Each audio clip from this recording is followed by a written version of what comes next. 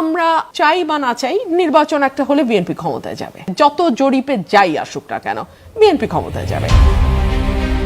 নির্বাচনের জরিপে কারা এগিয়ে কারা পিছিয়ে তা নিয়ে যখন রাজনৈতিক অঙ্গন সরগম, তখনই ঠান্ডা মাথায় আত্মবিশ্বাসের সুর তুললেন বিএনপির সহ আন্তর্জাতিক বিষয়ক সম্পাদক রুমিন ফারহানা। তার স্পষ্ট মন্তব্য, জরিপে জামায়াতের ভোট বাড়লেও মাঠে খেলা অন্যরকম হবে, নির্বাচনে বিএনপি জিতবে বিপুল ব্যবধানে। সম্প্রতি গণমাধ্যমের একটি টক শোতে উপস্থিত হয়ে জরিপ ও নির্বাচন প্রসঙ্গে এই মন্তব্য করেন বিএনপির এই নেত্রী।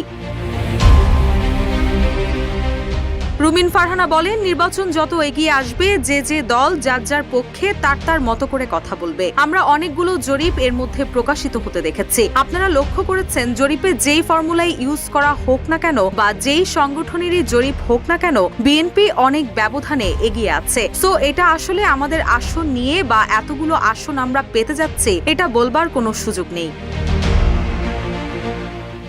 বান্ডেল থাকলে প্রতি সেনমানিতে টাকা বাঁচবে। বিকাশ সেনমানি বান্ডিল কিনে জিতুন প্রতি লেনদেনে। সাম্প্রতিক এক জরিপে দেখা গেছে জামায়াতের প্রতি সমর্থন 31% আর বিএনপির 41%। এই ব্যবধান প্রসঙ্গে রুমিন ফারহানা বলেন, ব্যবধান কমেছে ঠিকই, কিন্তু 41% ভোট বড় ব্যবধান। তার মতে 2008 সালের নির্বাচনের মতো এবারও সামান্য ভোটের পার্থক্য আসন সংখ্যায় বিশাল ব্যবধান তৈরি করতে পারে।